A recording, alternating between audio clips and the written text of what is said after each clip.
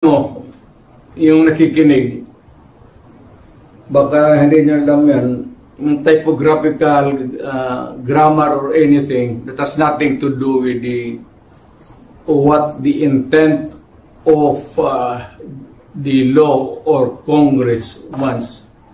No, you put anything there that is not the reflection of what Congress has passed or what is really the correct amount doon sa mga budget, i-jumble-jumble ninyo, that is falsification of law.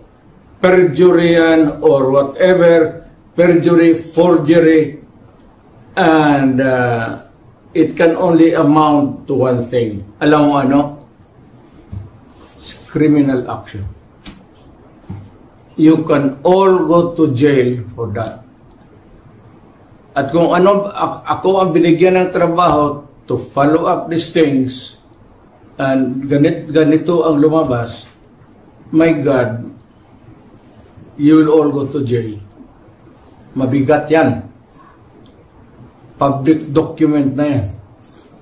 So if it's different from what was really intended by Congress or was not really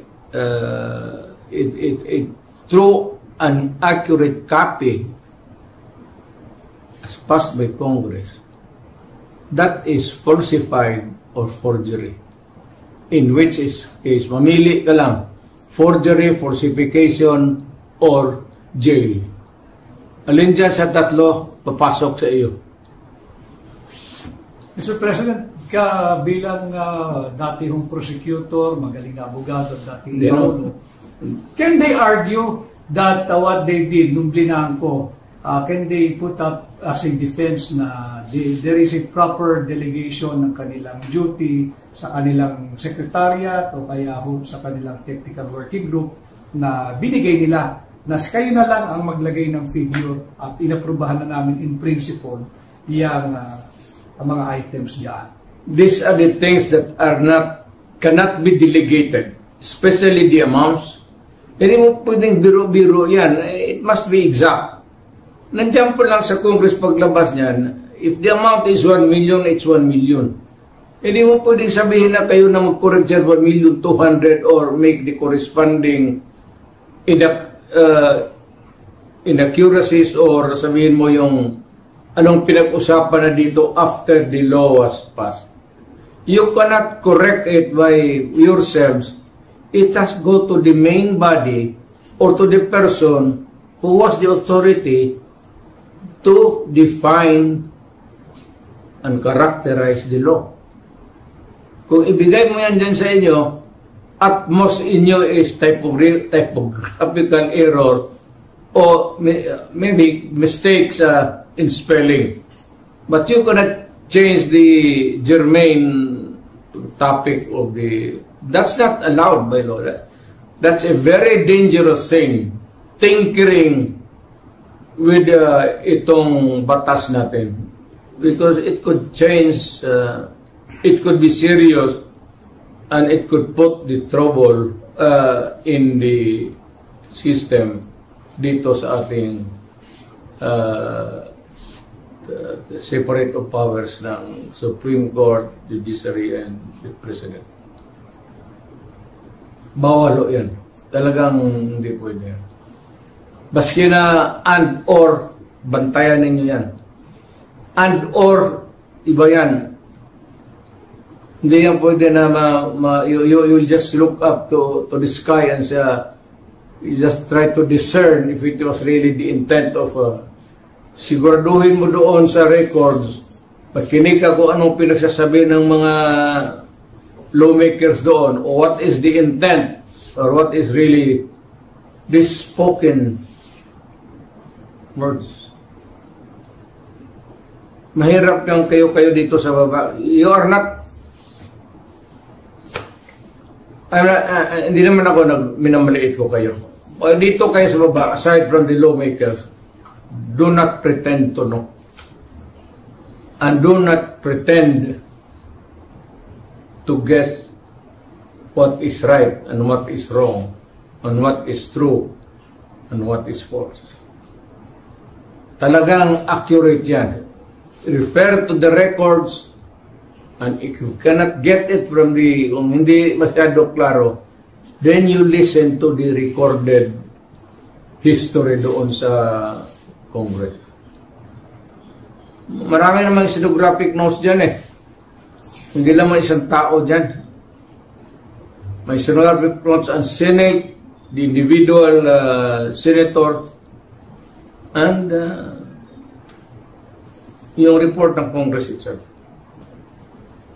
If I may, You cannot, do not say that you cannot go wrong.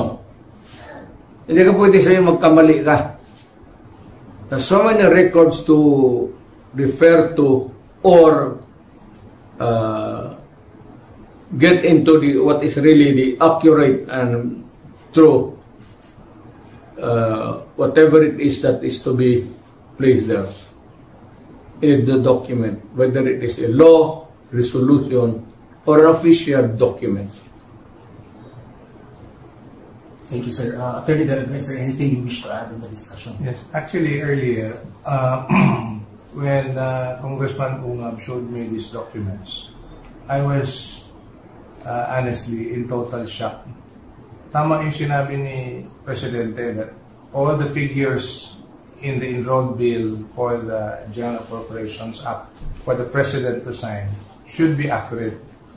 But in my experience, in fact, if I may add, Mr. President, meticulously accurate, because I was once a head of a line agency, yung LTFRB. Mabusisi ang pag-prepare namin sa aming budget proposal, no? As mentioned by Congressman Sid, yung sinasabi niyang National Expenditure Program or the President's Bill as they call it, dumadaan yan sa lahat ng mga ahensya, kagaya ng ahensya that I headed, that we were required for every item that we need to spend for next year, we have to justify it, and we submitted it to the Office of the President. And once the President endorsed it to Congress, yung sinabi naman ni Congressman Ungab na dadaan sa first reading, second reading, ibig sabihin po niyan, pinapadala kami sa Kongreso to justify our budget proposal for the following year. Ibig sabihin, mabusisi yung budget proposal.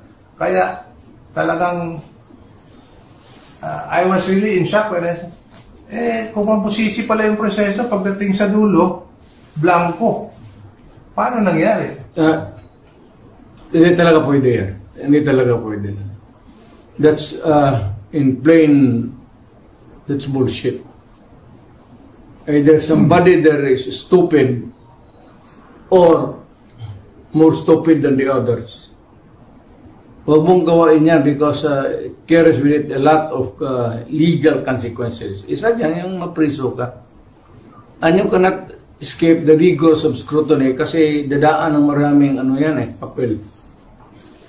And it goes back to the proponents, kung may kopya sila, but sabi niya, hindi ko ito sinabi. This is wrong because I never advocated for this kind of action.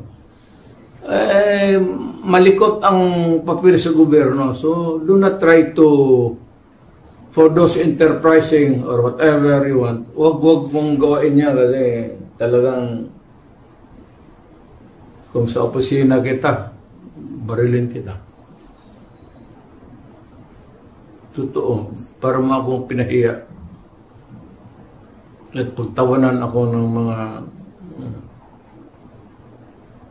mga congressman.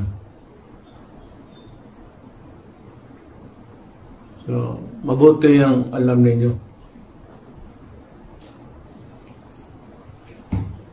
Barilan ka agad para wala ng istorya. Luko-luko may trial ba tayo? Gastos yan.